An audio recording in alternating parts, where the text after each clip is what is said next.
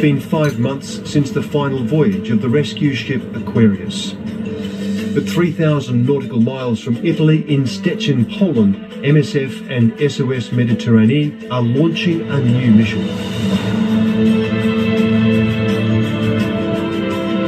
This is the Ocean Viking, a 69-metre vessel refitted for search and rescue in the Mediterranean. Sailing under the Norwegian flag, Ocean Viking will return to the waters between Libya and Italy. But fearing government shutdown, the ship's existence is being kept secret. There is enormous pressure by certain countries within the European Union to stop us. Their view is, by stopping NGOs from conducting operations at sea and rescue operations, that it will stop the problem. I don't believe this is true. People are still dying. Be careful when we're putting around not to put too much pressure on this nonsense. Yeah. Nick Romanek is the mission coordinator for SOS Mediterranee. A veteran of the Aquarius missions, the former oil rig diver has overseen migrant rescue in the Mediterranean for the past 3 years. I believe in rescue. I believe that there's a need for rescue in the Central Mediterranean. People deserve to be saved. They don't deserve to die because of choices that were made or forced upon them. Using death as a preventive measure to stop migration is not really acceptable. And yet it's an increasingly popular strategy for governments along the Mediterranean. Italy has closed migrant processing facilities, arrested crews from rescue ships. Le ONG sono un problema e aiutano I trafficanti di esseri umani. And demanded that any rescued migrants be returned to war-torn Libya. They credit these hardline tactics with reducing migrant numbers. But they have not lowered the death rates at sea. Africans and stuff like that. I mean, they're pushing these boats out regardless of NGO vessels or any vessels being in the area. We've heard of multiple shipwrecks with serious loss of life. I mean, 150 people in one, I think 60 in the other. The likelihood of dying this year is higher than it's ever been. Defiant and determined to make a difference, the Ocean Viking set sail for Marseille, France, to collect its new crew and reveal its mission to the world. Boarding today is an international coalition of MSF and SOS Mediterranee volunteers. 31 crew from Europe and the United States, including 13 search and rescue personnel, 5 humanitarian workers, a midwife and 3 medics. I decided to accept this mission because, according with the MSF philosophy, it's so evident that nobody is taking care of these people that are trying to cross the Mediterranean.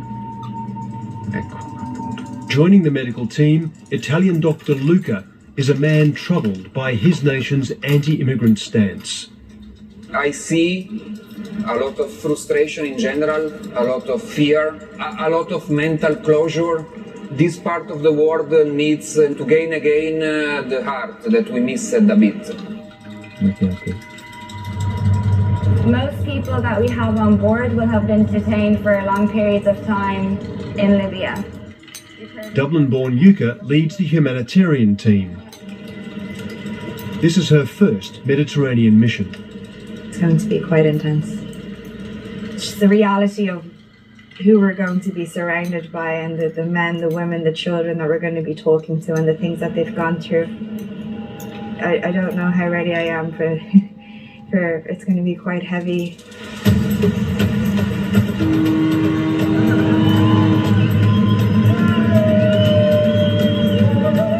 After months of planning, the Ocean Viking set sail on its first mission, a 10-day operation in the Libyan search and rescue zone. They will aid migrants in distress and deliver them to a safe port. They will not, however, comply with European policy to return the rescued to Libya. You can't save a life to take it and put it back into danger. And that's what's happening in Libya. Maybe someday it will happen that Libya becomes peaceful, but for the time being, there needs to be vessels taking people back to a place of safety. It takes 3 days to reach the Libyan search and rescue zone. It's patrolled by the Libyan Coast Guard, funded by the EU, with orders to intercept migrants and return them to Libya. But the country is a war zone. The UN estimates around 1.3 million people now need humanitarian assistance in Libya alone, forcing many to flee by boat for Europe, risking interception or death. Talking about the Libyan Coast Guard, you're talking about an organisation that have patrol boats that are not rescue vessels. They don't have medics on board. They don't have tools to be able to deal with a bunch of people in the water. And the fact of the matter is that people don't want to be rescued by them. I've seen people with my own eyes jumping in the water, swimming away from them. You hear of the atrocities that happen within Libya. People prefer to drown than be taken back. No, it's not the solution. The UN Council on Human Rights estimates that over 1,000 people have already died in the SAR this year alone. But now the Ocean Viking has arrived. Heading's good. Keep on this course. Stand by, stand by. Bring the sails. Okay, good, good, MSF. Quite overwhelming. Just to know that tonight we could already have a boat full of people, I don't think we can ever really be ready emotionally for that.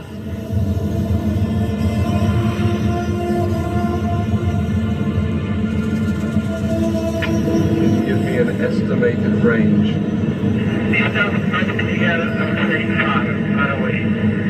Okay, roger, thank you.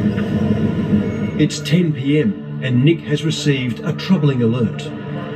Got a message from another NGO via our headquarters. It says that there is about 90 people on a boat that left apparently from the Tripoli area 2 days ago. Apparently it's in our area, so we're going to start searching for that boat.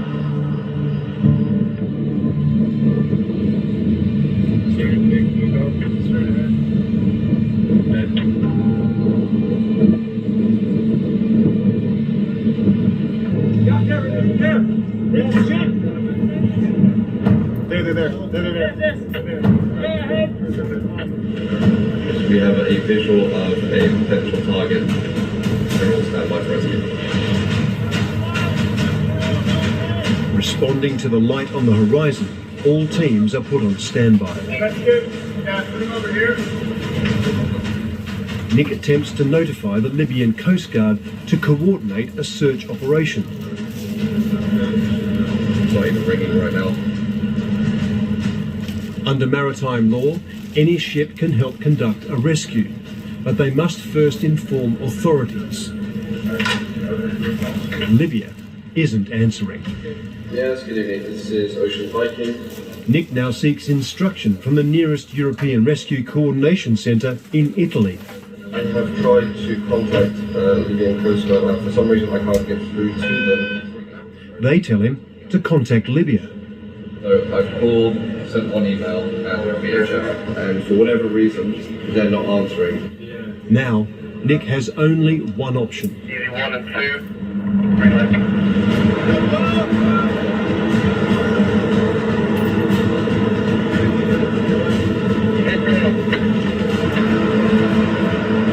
Two rescue teams head to the approximate position of the distressed boat.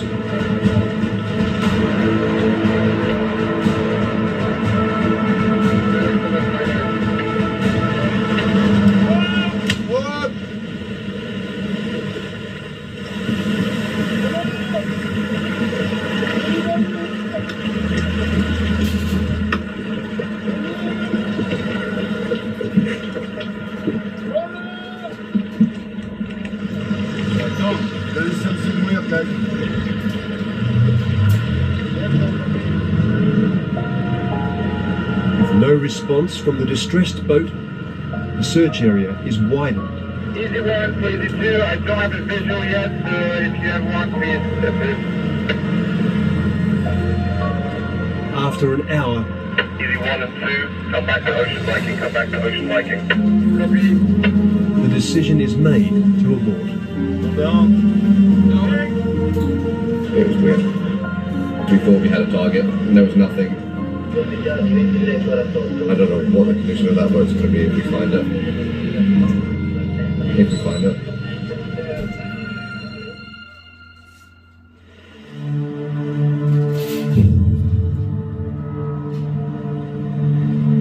Early the next morning, there's a breakthrough. Yeah, roger that. I have visual, thank you. We spotted a maritime patrol aircraft from a European naval force. They spotted the boat with about 80 people on board who were preparing for rescue. After another failed attempt to reach the Libyan Coast Guard, Yeah, green light. Green light. the crews launch again.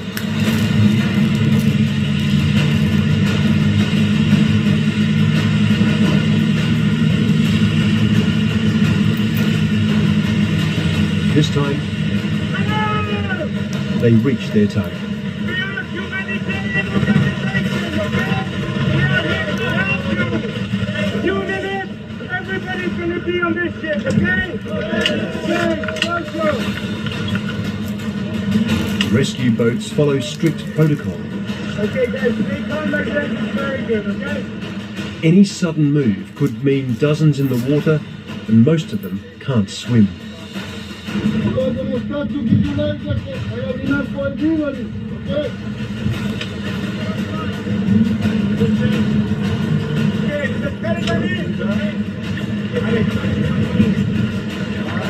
After risking everything on a rubber boat at sea, the first survivors are ready to come aboard.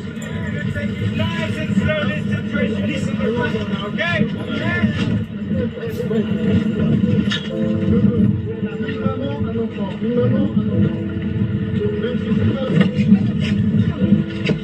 Sorry, don't go with the captain.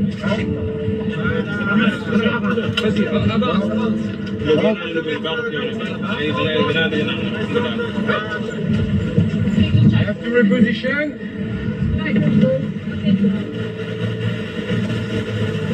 Back to the machine. Okay.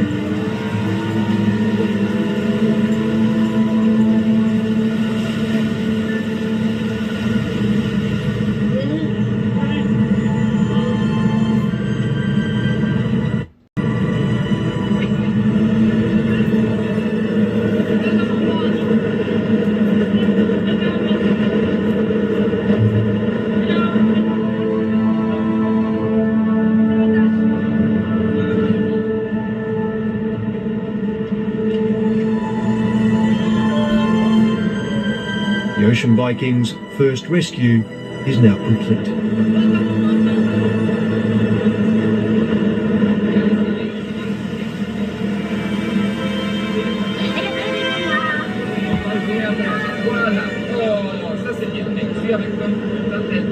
We found 85 people, 4 children and 5 women. The information that we have is that they stayed at the sea for several days, so they need to have some rest. The distressed boat had been drifting unpowered for 3 days. Their food and water had run out. With the Libyan Coast Guard's failure to arrive, had the Viking not been here, it's likely these people would have perished at sea. It's really sad what they've been through. To be that desperate that you would get in a boat, you don't know how to swim, and to bring your kids with you as well. You know, it's really sad. But now the survivors have food, water, fresh clothes, and the first safe night that many have known for months. We have what we call the golden hour, but it's a little bit longer than that. After people are rescued, they'll get changed, they'll try and wash off the salt, the water, the fuel, and you can see some kind of hope coming back into people's eyes a little bit. Some happiness for, to be alive. And then the exhaustion will set in and most people will just go to sleep. And you feel really good about this.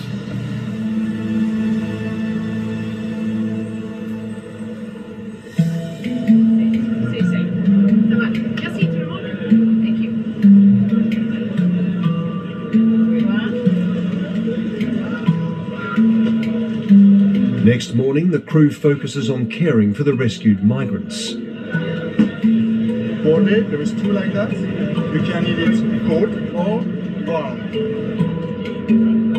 Yuka spends time with the survivors to find out and record exactly what they've been through. They all have a very different story, but resulting in the same in Libya. I can't even imagine the horror. وخشيت السجون تعذبت عملت سنة ونص ما زال جروح في جسمي وضعت الظهر كله كنت خرجوني بالنار حتى كل مهاجرين في ليبيا يعني مرين بظرف صعب يعني في اللي يقتل قتلى وسجون وارهاب واغتصاب ونهب كون الواحد بقى ما بيحس بروح انه عايش ما عايش. تمام. Good. In the med bay, Luke attends the wounds of the survivors. We saw so many patients that have been tortured.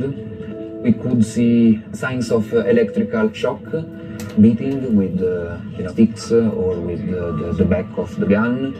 Tortures dealt by a knife, included genitalia mutilations, skin lesions by the application of melted plastic, a lot of sadly creative ways to hurt.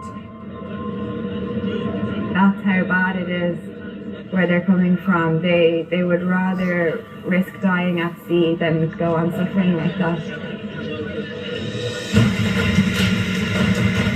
Over the next few days, the crew meet many more willing to take that risk.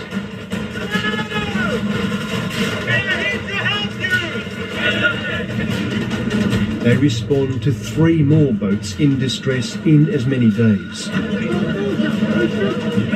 One bursts and starts to sink just as they arrive. Don't jump in the water! Stay where you are! They find each boat by rushing to the position of circling EU surveillance aircraft.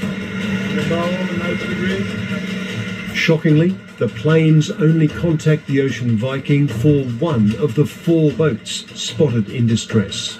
We had some indication that something was happening from the aircraft, but no actual real communication saying like there is a distress situation at this location or in this position.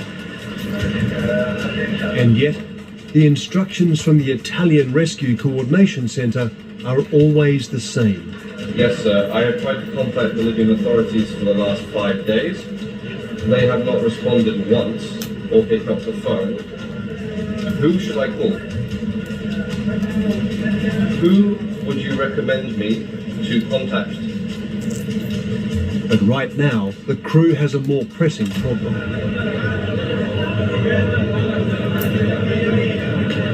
After 4 rescues in 5 days, the Viking now has 356 rescued aboard, about 150 more than planned for. They need to be disembarked as soon as possible. Some of them have been at sea now for about a week, so finding a place of safety for them has become the priority. Representatives from SOS and MSF have been lobbying for a place to disembark. But so far, no country is willing to accept them. It's quite clear that disembarkation is not nowadays super easy to get. There is a super high possibility that we are stuck at the sea for days and days. Just the one that goes to me, red sand. Yeah. Confident that Malta would answer the call, the crew has just received an official reply. We've been requesting a place of safety for the last couple of days for the Maltese. And the Maltese have come back and said that it's not their responsibility. So a negative on the place of safety. We'll be proceeding north, trying to find a place to disembark.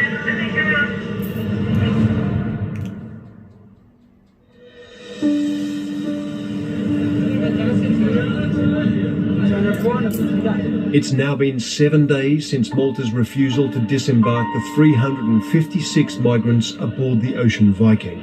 Et nous demandons à l'autorité européenne vraiment faire grâce et nous ouvrir les ports afin qu'on puisse débarquer de ce bateau. Je vous remercie. The Viking has now moved to a standby position, exactly halfway between Italy and Malta. Despite earlier refusals, MSF and SOS Mediterranee believe Malta will eventually offer assistance, but only if other EU nations agree to take a share of the migrants. We're in the kind of the marathon phase of our operations. We don't know how long this situation will go on for. Stay strong, stay professional, be patient. 3 days later, conditions on board are deteriorating rapidly.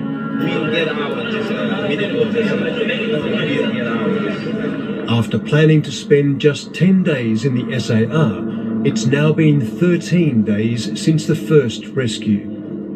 Food and water has been rationed for all on board. And to preserve fuel, the engines have been stopped, leaving the migrants drifting in a new form of uncertain captivity. They already suffered so much in their origin country. They suffered during their staying in Libya, during their crossing, and so far their sufferings is still not finished. This is something that affects not only the body but also the soul, we can say, and this is absolutely visible. The standoff is taking a toll on the crew as well. It's the people's stories that I'm seeing in my dreams, you know. I can't, I just dream about what they've been telling me. And one of the 16-year-olds told me that at night he dreams he's still in Libya. And I can't imagine what his dreams are like, because mine are bad. And, yeah.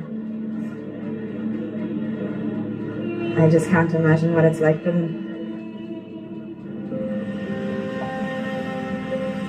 The sun rises on the 14th day of the standoff, but today is different.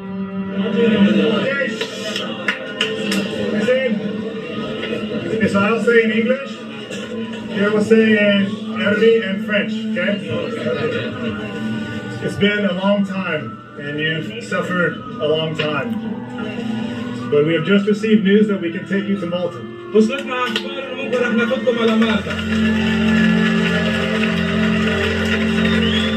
We'll be starting the ship, and we will disembark today. It's going to happen. Following EU negotiations, migrants will be taken to Malta, where they'll then be dispersed between 8 European nations. We're very grateful to Malta, to France, Luxembourg, Germany, Ireland, Romania, and Spain, Portugal, for stepping up and leading the way in trying to find a solution. The Viking will be met by a patrol boat from the armed forces of Malta. The two will coordinate the safe transfer of all 356 souls to the Maltese vessel.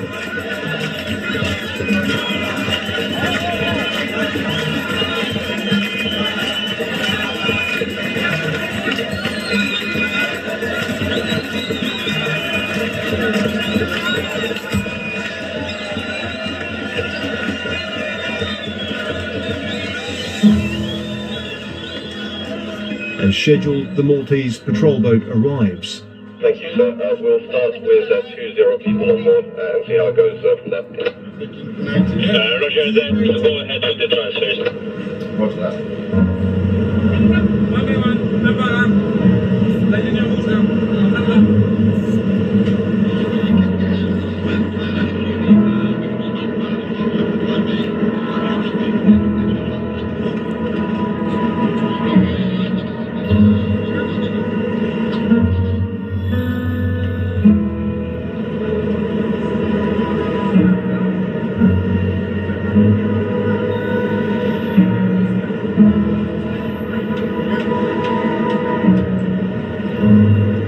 The same boats that brought the survivors to the Viking now take them a step closer to Europe.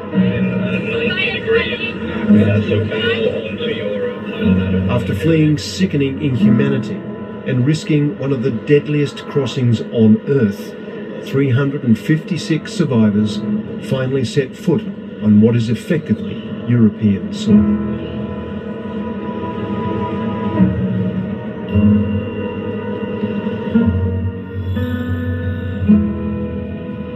It has been a great experience. I feel that I participated to something big, to something that made the difference. This problem's been going on now for years, and NGOs have stepped in to a certain extent in order to fill a gap. But this should be a European effort to find a durable solution. People are still getting out to sea and not being rescued, and people are still dying, so NGOs still have a role to play. I hope one day this won't be the case, but right now our presence in the area is necessary.